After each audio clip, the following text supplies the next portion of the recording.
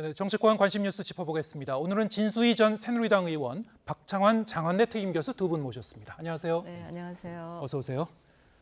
자, 이 대통령실이 민정수석실 부활을 지금 적극적으로 검토하고 있는 것 같습니다. 일단 조만간 구체적인 그 안이 나올 것 같은데요. 어제 영수회담에서도 이 부분이 거론됐다고 합니다. 어떻게 보고 계신지요?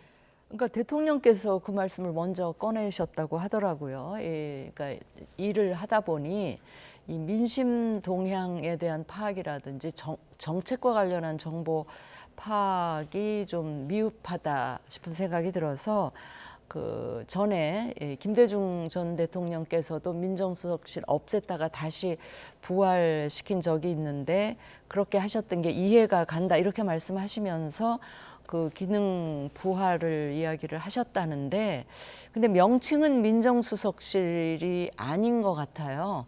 법률수석실이라는 명칭을 쓴다고 얼마 전부터 그 얘기는 나오긴 했었는데 저는 그 예전에 민정수석실이 하던 기능을 되살린다라고 하면 법률수석실이라는 명칭은 맞지가 않는 것 같아요. 왠지 기능하고 명칭이 좀 따로인 듯한 느낌이 들어서 옛날에 그 민정수석실 기능을 부활하려고 치면 그냥 민정수석실로 네이밍을 해서 부활을 하시는 게 어떨까 싶은 게 제 개인적인 의견이고 단 지난 정권부터 지지난 정권까지인가요?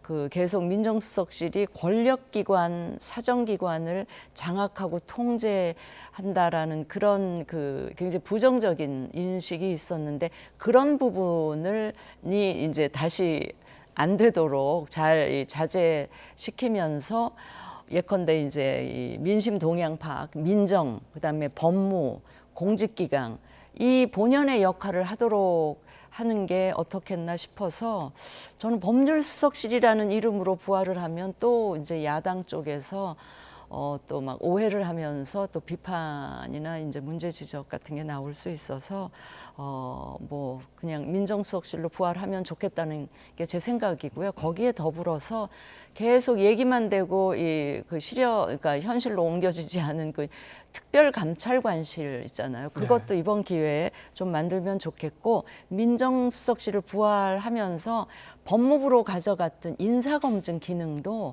가져와서 좀 제대로 했으면 좋겠다. 저는 제 개인적인 생각으로는 법무부에서 그동안 이번 정부 들어서 인사검증 업무를 했는데 과거 정부에 비해서 더 나아졌다는 생각이 들질 않거든요. 예. 그래서 인사검증도 좀 제대로 철저하게 하고 이런 식으로 그 민정수석실의 기능을 보강하면서 부활하는 거에는 저는 동의하는 입장입니다. 네. 명칭을 어떻게 정할지는 좀 더 봐야 될 것 같은데 말씀하신 대로 과거에 민정수석실도 그 순기능이 있었을 것이고 네. 역기능도 우려되는 바가 있기 때문에 정권 출범 초기에 이 부분을 폐지하고 가겠다라고 했던 건데 자, 2년 만에 이제 다시 부활 시켜서 민정수석실 카드를 이제 꺼내 들었습니다. 그 배경에 대해서는 어떻게 보고 계신지요? 그러니까 일단 저는 두 가지 점이 굉장히 큰 문제인데 민정수석실을 다시 부활하겠다고 하는 근거가 민심과 정책에 대한 정보 부족을 얘기를 했거든요. 네. 근데 애초에 청와대를 나와서 용산을 가겠다고 했던 게 이 이유 때문에 용산에 간다고 한 거 아니었습니까? 국민과 언론들과 직접 소통하겠다. 이게 소통의 이유였잖아요. 용산 간 이유 첫 번째가 소통이었습니다. 두 번째는 작은 대통령실을 지향하겠다 그러면서 민정수석실을 없앴어요.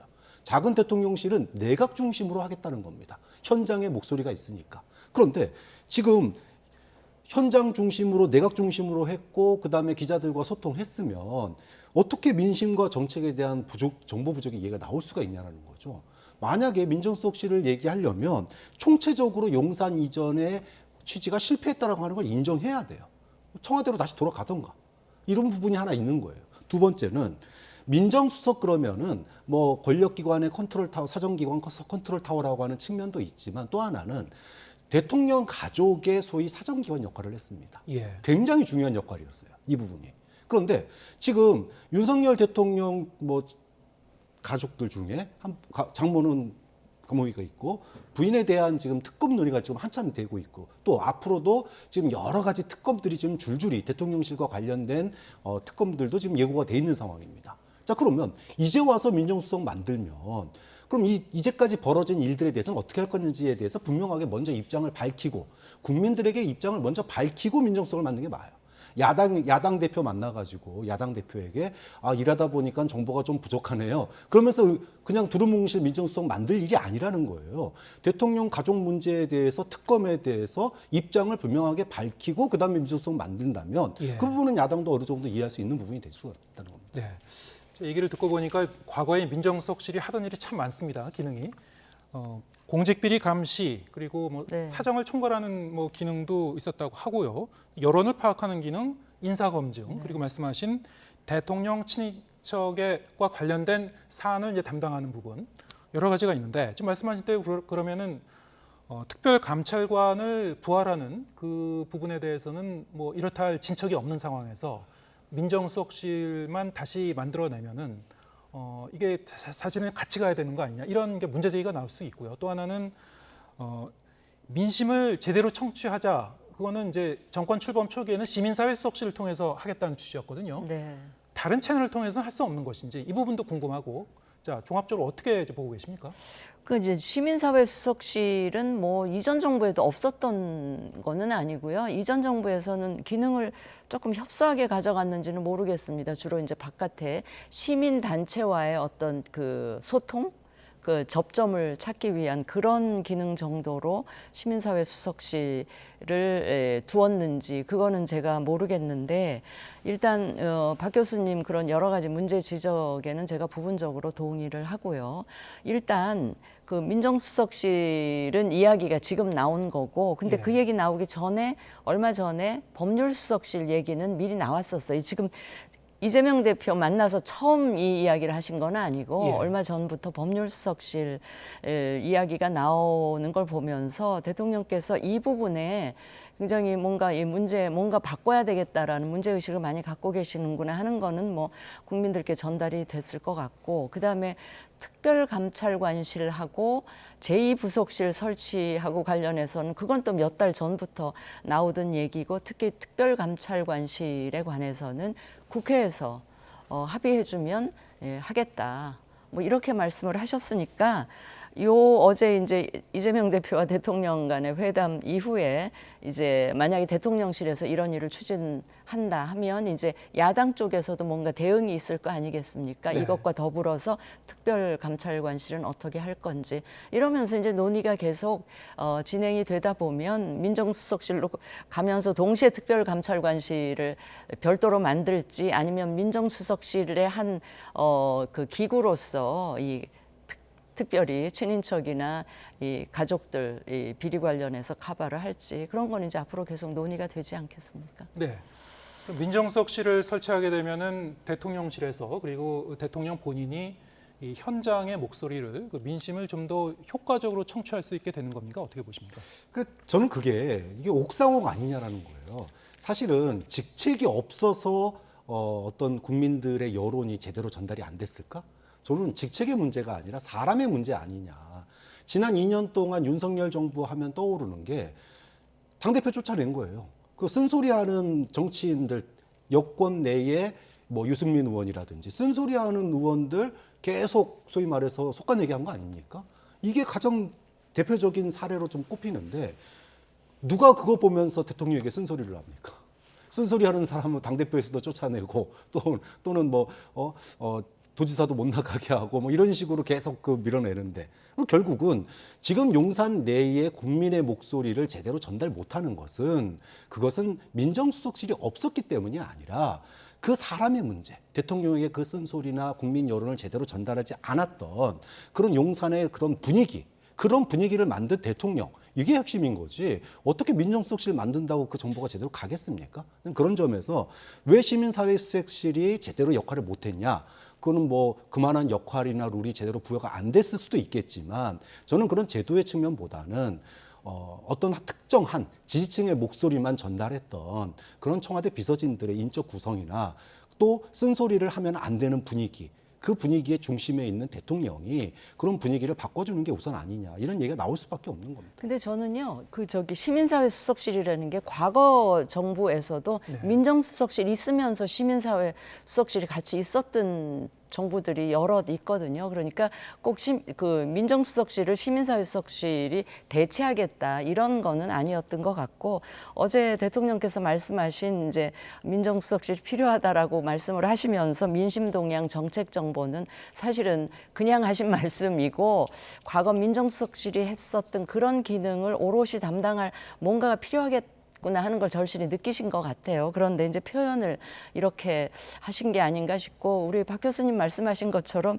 민심동향이나 정책정보 같은 거는 사실은 수없이 많은 여론조사들도 있고 이 언론들도 수없이 많은 이야기를 내놓고 있고, 정책과 관련해서 민심이 어떻게 반응하는지도 충분히 알려면 알 수 있는 채널들은 많이 있음에도 불구하고 어제 저런 말씀을 하신 거는 이 과거 민정수석실과 같은 기능이 굉장히 절실하게 필요하다라는 거를 그 말씀드리려고 이 이야기를 꺼내신 게 아닌가 싶었어요. 저도 하나만 더 얘기를 하면은, 지금 이제 대통령이 정말로 민심과 정책에 대한 정보를 얻으려면요, 민정수석실 하나 만든다고 제대로 된 정보가 들어온다고 생각하지 않고, 오히려 당정대 협의체, 이게 더 중요해요. 지금 여당이 왜 이번에 총선에 패배했습니까? 국민들의 목소리를 용산에다가 제대로 전달하지 못했다는 것 때문에 패배한 거잖아요. 그러면 그런 국민들의 목소리를 정부와 용산 대통령실에 제대로 전달할 수 있는 채널을 만들고, 그걸 통해서 장관의 정책이라든지 그리고 대통령의 어떤 정책들에 대해서 여당의 목소리가 쓴소리들이 전달될 수 있는 장을 만들어주는 게 우선이에요. 예. 여권과도 제대로 소통 못하는데 민정수석 통해가지고 소통하면 소통이 더 잘 됩니까? 이게 어불성설이죠. 네. 뭐 이제 두 분의 의견이나 각도가 좀 결이 다를 수는 있겠습니다만, 사안을 바라보면은 사실 이제 이 총선 참패 이후에 이제 결과론적으로 이런 얘기가 나오고 있지만, 시계바늘 조금만 뒤로 되돌려 보면은 한 두 달 전만 해도 YTN을 포함해서 시사 토론 프로그램에서 나오는 얘기를 이제 들어보면은 총선의 윤곽 결과가 이미 좀 예고가 된 바가 있었습니다. 네. 여당이 이런 식으로 가면은 굉장히 불리할 수도 있다, 이런 얘기를 정치평론가라든가 뭐 여론조사 기관을 통해서 윤곽이 나온 바가 있었는데, 그건 활용하는 사람의 이제 그 몫인 것 같기도 하고요. 자, 민심 청취 부분은 뭐 그렇다고 치더라도 지금 야당에서는 지금 가장 우려하는 바가 이게 사정 기능을 강화하려고 하는 것이 아닌가. 총선 전국이 특검 전국이 예고된 그런 상황에서 대통령실에서 이 사정기관들을 좀 틀어주려고 거기에 대응하기 위한 차원 아닌가, 이렇게 이제 우려를 하고 있습니다. 자, 우려를 불식시키기 위해서는 어떤 장치로 해소를 시켜야 될까요? 그러니까 야당 차원에서는 충분히 의심할 수도 있죠. 그런데 이제 그렇게 의심하는 야당을 보면서 제가 느끼는 게, 그러면 지난 정부 문재인 정부 정권 이 청와대에서 그럼 민정수석실이 있었잖아요. 그럼 그 민정수석실에서는 그런 일을 했었던가 하는 의심을 당연히 하게 되고요. 또 그런 의심을 하게 되는 배경에는 문재인 정부가 사실은 그 정부 초기 한 2년 가까이는 정말 이제 적폐청산이라는 기치 아래 온 권력기관을 동원해서 또 범정부적으로 지난 정부 인사들 직권남용부터 해가지고 엄청 샅샅이 팠잖아요. 그러니까 그런 일들을 민정수석실을 통해서 하다 보니 거기서 이제 부작용들이 생겨나서 예컨대 유재수 부산 부시장으로 가신 분에 관한 수사를 이게 금감원에서 한 수사를 중지시켰다든지 이런 부작용들이 있었잖아요. 아마 자신의 정권에서 했던 그런 거를 떠올리면서 민정수석실 부활하는 게 이제 그런 일을 하려고 하는 게 아니냐, 딱 그런 의심을 하는 것 같은데, 그거는 야당에서 이제 눈 부릅뜨고 또 감시 하면 되는 거 아니겠습니까? 무조건 그렇게 볼 일은 저는 아니다라는 말씀을 드립니다. 네. 자, 어떤 점이 좀 선행돼야 될 것 같습니까? 일단은 저는 소위 사정기관 컨트롤 타워 역할을 하지 않겠다라고 하는 거를 말이 아니라 정말로 분위기를 만들어야 돼요. 그러니까 지금 아까 과거 이제 문재인 정부 시절에 사정기관 얘기를 했는데, 당시에요 검찰이 청와대를 압수수색을 수차례 했었습니다. 역대 그런 정부가 없었어요.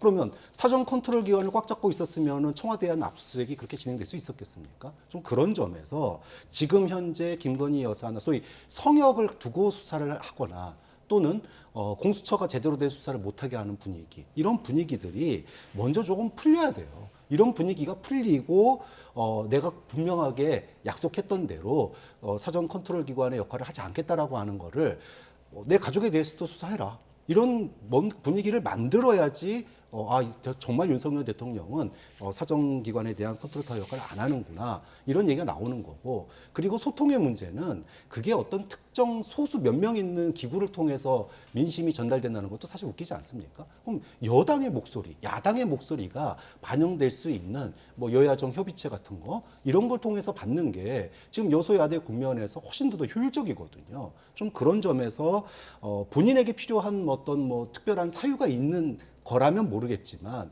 그게 아니라 정말로 민심을 청취하고 정보를 얻으려면 저는 여야와 오히려 더 소통하는 그런 공식 기구를 만드는 게 훨씬 더 윤석열 지금 여소야대 국면에서는 더 중요하다고 보는 거죠. 그래서 어제 대통령께서 여야정 협의체 만들자고 제안을 하셨는데, 그거에 대해서 첫날은 좀 시큰둥하게 반응을 하다가 이제 오늘에서는 이제 긍정적으로 반응을 하더라고요, 민주당에서. 네. 영수회담에서 그 문제를 제안을 했다고 하는데, 그러니까 이제 만들면 예. 만들 때는요, 그냥 형식적으로 만드는 게 아니라 거기서 실질적인 논의가 되고 그것이 반영돼야 되는 거예요. 네. 그러니까 지금 그동안에도 여야정 협의체가 왜 잘 안 됐냐? 거기서 실질적인 논의가 되지 않는 거죠. 그러니까 실질적인 논의가 되려면 뭔가 야당의 목소리 또는 여당의 목소리가 전달되면, 그중에 10개가 전달됐으면 한두 개라도 반영이 되는 피드백이 되어 오면은 왜 안 합니까? 당연히 하죠. 그런데 이번에 여야 영수회담에서도 12개 우리가 사지선다형이면은 네. 12지선다형을 줬는데 그중에 하나도 안 받잖아요. 그러면은 앞으로 여야정 협의체 만든다고 그래서 그게 제대로 반영될 거라는 기대감이 하나도 들지가 않는 거죠. 근데 그 일회성으로 협의하는 것이 아니고 지속적으로 정례화해서 여야정 협의를 한다는 것이 중요한데, 한반도 이 정부 들어서 해본 것이 아니라면 안 가본 길을 가볼 수는 없는 겁니까? 좀 실험적으로 그래서 시도를 해볼 저는 수 있지 그걸 않습니까? 먼저 보여줘야 된다는 거예요. 당정대 협의체를 통해 가지고 예. 여당에서 정말로 가감 없는 정책과 민심이 전달되는 그런 걸 보여줌으로 인해서 야당의 목소리도 반영하겠다, 이게 돼야 되는 거지. 지금의 어떤 위기를 갖다가 피하기 위해서 우리 이렇게 소통하고 있고 구색 갖추기식으로 만들어 놓는다고 해서 거기서 제대로 된 소통이 된다는 건 아니라는 거죠. 근데 솔직히 말씀드리면 저 여야정 협의체라는 것도 굉장히 기형적인 거예요. 예. 사실은 국회가 제대로 돌아가면 국회 내에서 여야가 계속 상임위 통해서 정책과 입법에 관한 거 협의를 하죠. 거기에 정부 측에서 와서 정부 쪽 의견을 내고 다 하잖아요. 네. 그게 국회에서 이루어지는 게 사실은 여야정의 계속 대화 과정이잖아요. 그리고 이제 합의를 만들어 가서 그게 입법이 되고 정책으로 추진이 되는 건데, 지금 워낙에 이제 국회가 안 풀리고 이러다 보니까 이제 이런 특수한 이 논의 기구를 만드는 건데, 이것도 사실 계속 이런 식으로 가는 거는 국회를 또 무력화시키는 거일 수도 있고 여당 야당을 무력화시키는 거일 수도 있기 때문에, 이런 기형적인 논의 구조가, 논의 체제가 계속되는 것도 별로 바람직하지 알겠습니다. 지금 않다는 여야 간의 생각입니다. 소통도 잘 안 되고 네. 하도 정치가 실종됐다는 그런 얘기가 나오고 있기 때문에, 어제 이제 윤석열 대통령과 이재명 대표가 처음으로 영수회담을 갖고 소통을 했는데요. 여야는 이번 회담에 대해서 상반된 평가를 내놓고 있습니다. 발언 직접 듣고 오시겠습니다. 이견이 일소에 해소되진 않았지만 대통령과 제1야당의 대표가 직접 서로의 생각을 확인했다는 것만으로도 이번 회담은 적지 않은 의미를 가집니다. 대통령은 많이 듣겠다 회담 전에 얘기를 했는데, 정작 본인의 주장과 변명만 장황하게 늘어놓았습니다. 우이 독경, 마이웨이, 윤석열 대통령에 대한 실망이 매우 큽니다. 네, 민주당 쪽에서는 우이 독경, 소기의 경일기다, 아주 강하게 이제 비판을 했군요. 같은 영수회담 그 자리를 놓고 이렇게 서로 시각 차이가 나는 그 배경 어떻게 보셨습니까? 그러니까 애초에 그 의제 협의가 안 돼서 사실 날짜조차 못 잡혔잖아요. 근데 결국은 이재명 대표가 그러면 의제 협의 없이라도 만나겠다, 그래서 간 거 아닙니까? 예. 그때부터 사실은 이런 결과가 나올 거라고 많은 사람들이 예상을 했었어요. 그러니까 결국은 용산 대통령실이 야당의 어떤 요구 중에 최소한 한두 개는 들어줄 각오를 하고 만나자고 했어야 되는데 그냥 말 그대로 듣기만 하겠다는 거잖아요. 결국은 듣기만 했습니다. 그리고 서로가 하고 싶은 얘기만 한 거예요. 그러면 이런 만남은 우리가 과거에 많이 봤잖아요. 어떠한 결과물도 제대로 도출할 수 없다는 걸 뻔히 알고 있었고 지금 여소야대 국면에서 국민들이 어떤 정책의 기조를 바꿔라 대통령실이 바뀌어야 된다라고 하는 것의 결과물로 지금 이번에 여야 영수회담이 열린 건데 그러면 최소한 이재명 대표가 저는 두 번째 기회를 줬다고 보거든요. 12개로 안을 정리해서 15분 동안 모두 발언한 거 아닙니까? 그러면 그 12개 중에 다는 못 들어주더라도 한두 개라도 뭔가 전향적인 입장차를 좁혀가는 어떤 이야기들을 건넸다면 저는 아까 말씀드렸던 뭐 정례 회동이라든지 여야정 협의체가 뭐 그렇게 제대로 얘기도 안 되고 끝났을 것 같지는 않아요. 그러니까 최소한에 뭔가 협의를 하겠다라고 하면은 들어주는 맛이 있어야 되는데 뭐 이거는 이래서 안 되고 저건 저래서 안 되고 그런 얘기만 실컷 듣고 오면은 다시 만나고 싶겠습니까? 좀 그런 점에서 애초에 의제 협의가 제대로 안 됐을 때부터 이미 이거는 예고된 그런 뭐 만남을 위한 만남, 빈손 회담 그것이 이미 예고돼 있었다고 봅니다. 저는. 그런데 합의를 이룬 그 지점이 몇 가지 있긴 있다고 하는데요.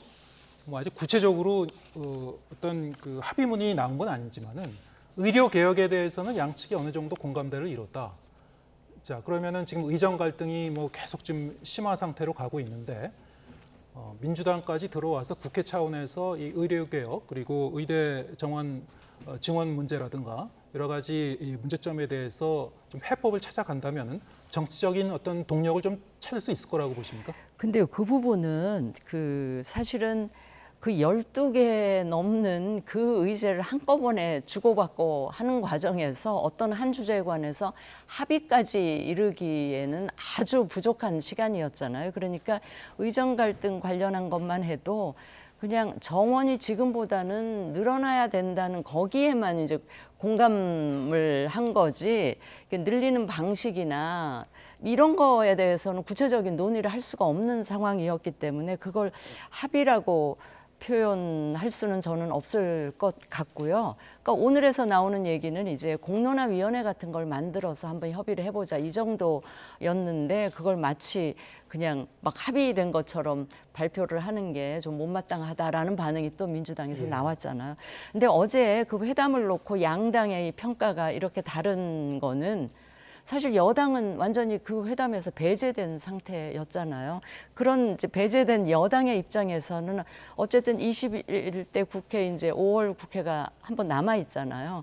5월 국회가 어떻게든지 뭐 좀 이렇게 약간 협치의 느낌을 가지면서 이루어지기를 기대하는 여당의 평가와 지금 민주당은 어쨌든 이 5월 남은 한 달 임시국회에서 그동안 처리하지 못했던 특검법이라든지 또 거부권 행사로 인해 폐기됐던 법을 다시 살려가지고 어떻게 하든 21대 국회에서 좀 처리를 하겠다는 그런 생각이 있기 때문에 그 양당의 생각이 그렇게 다르기 때문에 두 분의 회담에 대한 평가도 이제 극과 극일 수밖에 없는데 저는요 어제 그 회담에 관해서는 용산이든 민주당이든 저 정도로 갈 것이다라고 충분히 예상하고 저는 그 회담에 임했다고 생각을 합니다. 네.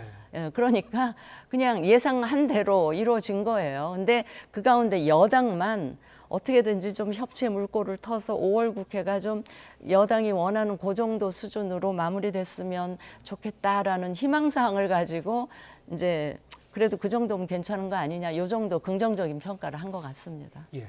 심지어는 어제 영수회담에서 이 발언 비율을 놓고도요. 대통령실과 민주당이 다른 주장을 내놓기도 했습니다. 어떤 내용인지 관련 발언 직접 듣고 오시겠습니다.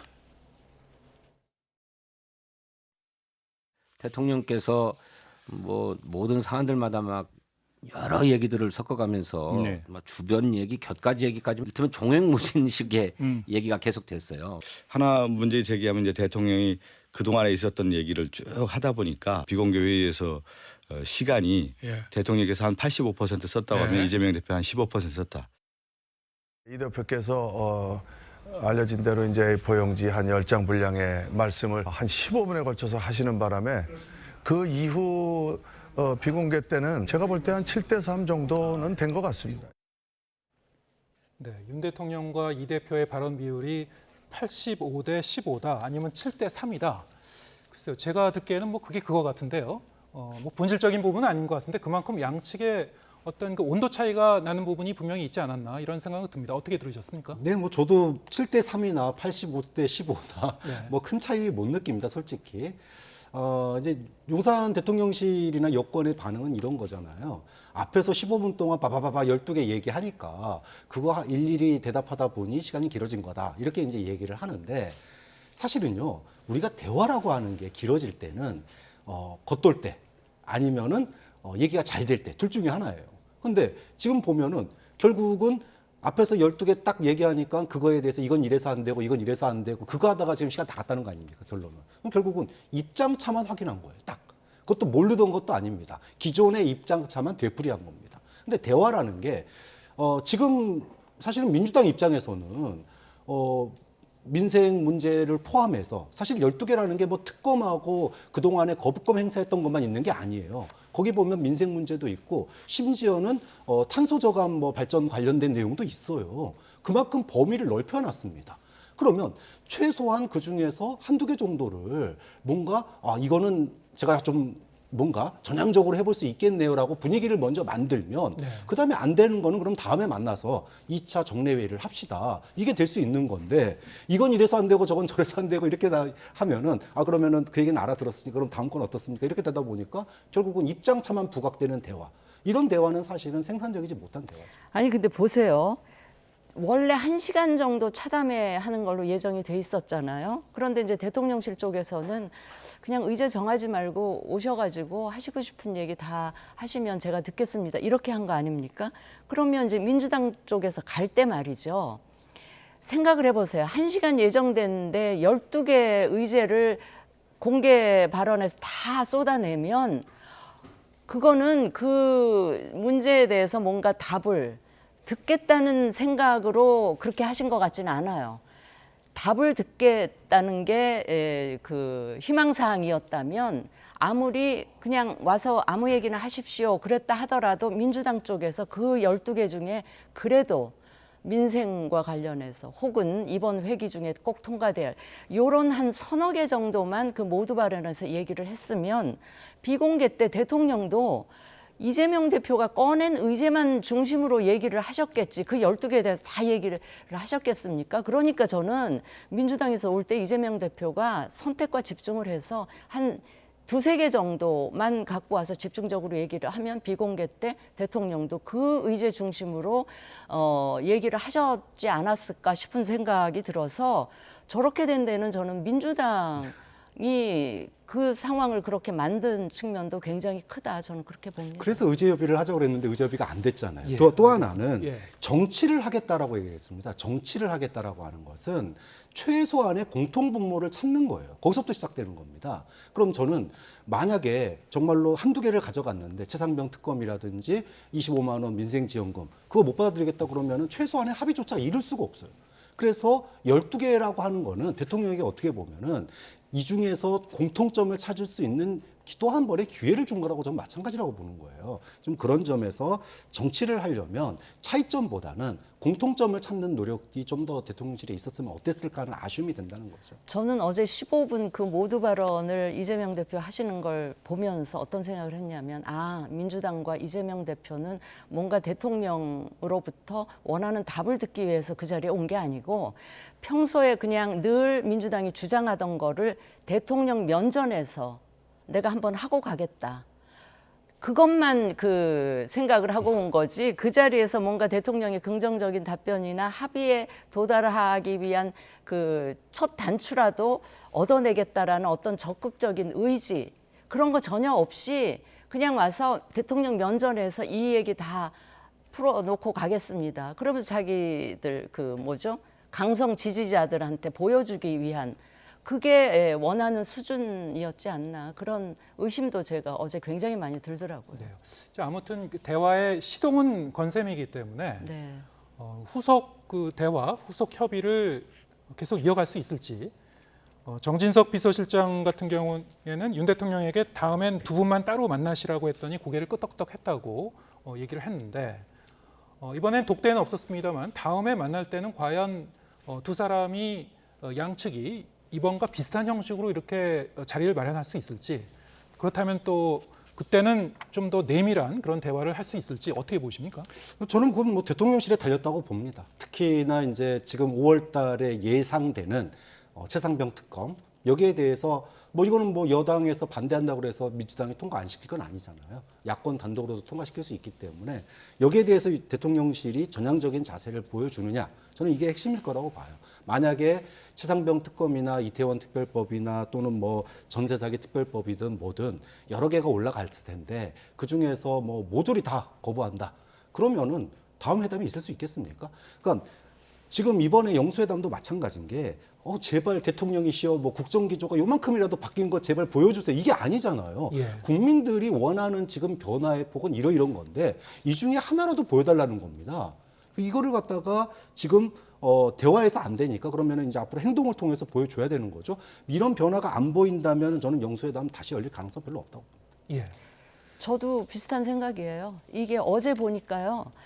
두 분 사이 이야기하는데 국민은 없고 그냥 상대하고 싸우겠다라는 기싸움만 존재하는 그런 상황이어서 이런 식의 회담이라면 앞으로도 별로 그렇게 도움될 것 같지는 않고요.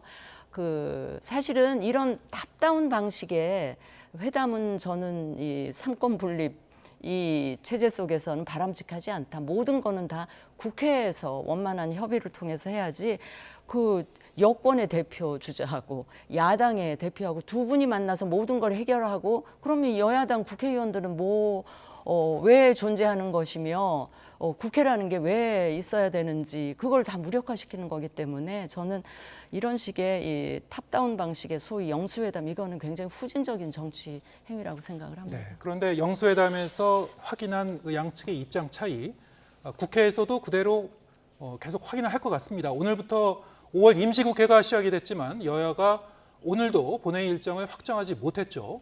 쟁점 법안을 놓고 여야 간 입장 차이가 좁혀지지 않고 있습니다. 여야 원내대표의 발언 듣고 오시겠습니다. 5월 2일 본회의는 반드시 열어야 합니다.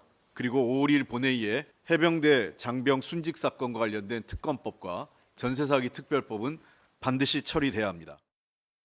합의된 민생 법안 처리를 위한 본회의를 열겠다면 동의해 줄 수 있습니다. 그러나 정쟁 유발할 수 있는 그런 법안들을 처리하겠다는 본회의는 동의하기 어렵습니다. 네, 일단 5월 2일 본회의를 열 건가 말 건가, 그리고 최상병 특검법 등 여러 가지 쟁점 법안들 임시국회에서 처리해야 된다는 것이 민주당의 입장이고, 국민의힘은 이제 민생 이슈 아니면은 이 남은 임기 동안 다루지 말자라는 것인데, 자, 이 키는 국회의장이 쥐고 있는 것 같습니다. 김진표 국회의장 어떻게 할 것 같습니까? 일단은 뭐 5월 4일부터 18일까지 외국 출장이 지금 예정이 돼 있습니다. 그러니까는 그 전에 여야 간의 합의를 봐라. 이게 지금 핵심이에요. 아니면은 뭐 본인은 그냥 외국 나가겠다. 뭐 이런 것 같은데, 저는 뭐 김진표 의장이 마지막까지 그렇게 협의를 독려하는 거는 너무 당연한 일이라고 봐요. 다만 그럼 협의가 안 됐을 때는 어떻게 할 거냐? 정말로 사회권 가지고 그냥 외국 나갈 거냐? 자, 이러면은 지금 다음 이제 22대 국회의장 지금 이제 민주당 내에서 지금 경선이 벌어질 분위기잖아요. 엄청난 여파를 미칠 겁니다. 지금 최상병 특검에 대해서 정쟁이라고 주장하는 것은 소위 말해서 국민의힘밖에 없어요. 사실 중도층이나 많은 사람들이 이건 이념의 문제가 아니다. 어떻게 이게 이념의 문제냐, 최상병 특검이. 이런 얘기를 하시는 분들이 많거든요. 이건 여권 내 의원들이나 당선인들도 그런 얘기 하시는 분들이 있습니다. 자, 그러면 이런 문제에 대해서 지금 여당이 이거는 정쟁이다라고 얘기를 해버리게 되면 이거는 지난 총선의 어떤 국민의 민의를 하나도 안 받아들이겠다는 얘기거든요. 그렇게 본다면 민주당으로서는 뭐 김진표 의장에 대한 뭐 성토 정도가 아니라 22대 국회의 국회의장은 뭐 완전히 그전 김진표 의장과는 달라야 된다. 이런 어떤 시그널이 돼버리거든요. 네. 차라리 김진표 의장이 어떻게든 협상을 이끌어내고 예. 그리고 사회권을 넘기고 가는 게 좀 맞다고 봅니다. 근데 국회의장 입장에서는 어떻게든 여야 합의를 원만하게 해봐라 라고까지만 이야기를 하지, 안 되면 내가 어떻게 하겠다는 얘기까지는 아직 하실 필요는 저는 없다고 보고요. 저는 어제 계속 같은 말씀을 드리는데 1시간 예정된 회담에 그 보따리에 12개를 끌고 용산에 가신 이재명 대표와 민주당은 그냥 뭐 뻔히 그 제대로 된 대답을 못 듣겠다라는 것도 그 머릿속에 상정을 한 다음에 그걸 핑계로 혹은 그걸 명분으로 돌아와서 남은 5월 국회에 지금 남아있는 민주당이 통과시키고 싶어하는 이런 걸 다 밀어붙이겠다라는 그런 계획을 저는 갖고 회담에 임했다고 보고요. 그러나 이제 국민의힘에서는 그 무조건 그 특검법 같은 거를 다 정쟁 관련한 법이라고 너무 그렇게 하실 거는 아니고, 이제 민생 관련한 법들 다 추리고, 그 다음에 특검 중에서 최상병 특검 같은 거는 좀 전향적으로 받아서 좀 처리를 하면 좋겠다라는 게 제 개인적인 생각입니다. 지금 국민의힘 내부에서도 현역 의원이나 아니면 당선인 중에서도 일부는 최상병 특검 법안에 대해서 찬성하는 의견들이 분명히 존재하기 때문에 그렇다면 뭐 지금 시점에서 표결에 붙여진다면, 혹은 21대 국회가 아니면 22대 국회에서라도 표결에 붙여진다면은 좀 양상이 달라질 것 같습니까? 이 여당 내에서도 어떻게 저는 보십니까? 달라져야 된다고 봐요. 그러니까 지난 우리가 이제 그 총선 끝나고 나서 제가 이 자리에서도 앞으로 여당의 역할이 굉장히 중요하다라고 얘기를 했습니다. 그러니까 대통령실이 안 바뀔 때 여당이, 예를 들어 최상병 특검의 가장 좋은 예인데 이런 부분들은 우리가 변화를 이끌어낼 테니, 뭐 지금 자구라든지 이런 약간의 유도리를 넣을 테니 거부권을 행사하지 말아달라, 이렇게 여권에서 나서서 조율을 해야 돼요. 그래야지 정치가 복원됩니다. 그리고 여당도 그래야지 지금 당대표 하겠다는 사람, 원내대표 하겠다는 사람이 나올 수가 있어요. 이런 자율성을 주지 않으면은 여당은 저는 계속 소위 용산 출장소라고 하는, 거기서 벗어나기 힘들다. 좀 그렇기 때문에 이번이 최상병 특검이 여권으로는 저는 굉장히 좋은 기회가 될 수 있다고 봅니다. 네, 알겠습니다. 자, 마지막으로 여당 원내대표 경선 얘기를 해보겠습니다. 일단 원내대표 후보군으로 거론되어 김도읍 의원에 이어서 김성원 의원도 불출마를 공식화했습니다. 송석준 의원은 고심하는 분위기라고 하는데요. 발언 직접 듣고 오시겠습니다. 이번 원내대표 선거에는 더 훌륭한 분이 하시는 게 맞겠다라는 그런 판단으로 해갖고 이번 원내대표 선거에는 나가지 않기로 그렇게 결심했습니다.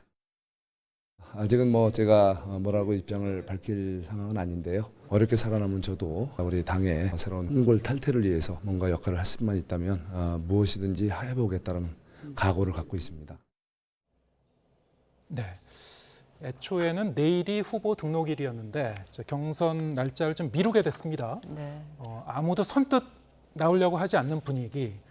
워낙에 이철규 의원 대세론이 뚜렷해져서 그럴까요? 좀 눈치 싸움하는 겁니까? 어떻게 보시고 계십니까? 지금 총선 역대급 참패를 한 국민의힘에서 뭐 대세론, 이거는 정말 말이 안 되는 이야기고요. 예. 그 이철규 의원께는 죄송하지만 어쨌든 그 총선 참패에 일정한 그 책임이 있는 분이기 때문에 이번 원내대표 나서는 거는 저는 아니라고 보고요. 어쨌거나 수도권에 있는 중진 분이 원내대표가 되시는 게 저는 맞다고 보는데, 지금 저렇게 다 원내대표라는 자리를 기피하고 계시잖아요, 당선인들께서. 그 이유는 아마 지금 당선되는 원내대표가 22대 국회 원구성 일도 해야 되고, 지금 원 구성이 돼도 초기 단계에서는 굉장히 서로 간에 부딪힐 일들이 많다 보니까 저게 다들 독배를 마신다는 그런 심정이 들 것 같아서 다들 꺼리는 것 같은데, 저는요, 제가 개인적으로 특정인을 거명하는 부담을 안고 말씀을 드리자면, 그 수도권에 윤상현 의원 정도면, 지금 윤상현 의원 5선이거든요. 5선인데다가 또 한 대 나가서 나름 고생도 많이 하셨고, 또 두루두루 원래 성격 자체 굉장히 친화력이 있으세요.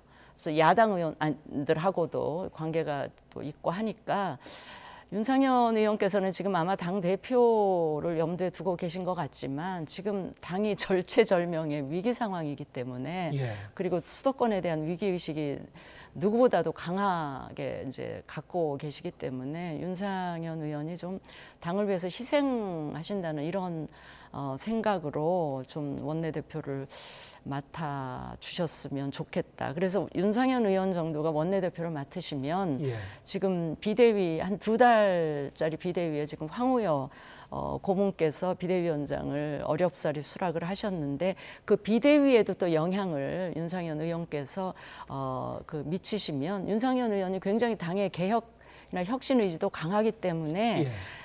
비록 관리형 비대위지만 그 관리형 비대위를 통해서도 혁신적인 조치 얼마든지 도입할 수 있거든요. 그러니까 이 당대표의 당원 100% 룰 바꾼다든지 집단 지도체제로 좀 지도체제를 바꾼다든지 하는 혁신적인 조치 몇 개는 한 다음에 저는 전당대회를 하는 게 맞는 것 같거든요. 그래서 윤상현 원내대표가 좀 그런 쪽에도 영향을 미치셨으면 좋겠다는 생각에서 저는 개인적으로 윤상현 의원이 마땅한 게 아닌가 싶은 생각이 듭니다. 지금 총선 참패 이후에 당의 개혁과 혁신을 주장해온 윤상현 의원이 특히 이제 수도권의 민심을 담아서 네. 새 원내대표로서 어떤 역할을 할 수 있을 것이다. 네. 윤상현 의원의 원내대표론을 이제 제기하신 것이고, 네. 자, 일단 경선 날짜가 이제 9일로 미뤄졌기 때문에 그동안 어떤 일이 벌어질 것인가. 이철규 의원의 대세론이라고 표현을 했습니다만 그동안 언론에 며칠 동안 그렇게 나왔었는데. 자, 오늘 보니까 친윤계 일각에서도 홍준표 대구시장 그리고 배현진 의원 등등 과연 이철규 의원이 원내대표가 되는 것이 맞는가 문제 제기가 들어오고 있습니다. 이런 상황 어떻게 보고 계시고 어떤 식으로 지금 해법을 찾을 것 같습니까? 저는 결국은 저 찐윤 이철규 원내대표로 갈 거라고 봐요. 지금 결국은 지금 소위 여론의 이런 부담 때문에 수순을 밟고 있는 거다. 그런 거고 지금 이제 당 내부에서 쓴소리가 나오는 것은 크게 두 개의 부류입니다. 하나는 홍준표 시장을 중심으로 한 광역단체장들. 이분들은요 지금 장 외에 계신 분들이에요. 그러니까 장 외에 있기 때문에 그리고 얼마든지 쓴소리가 가능합니다.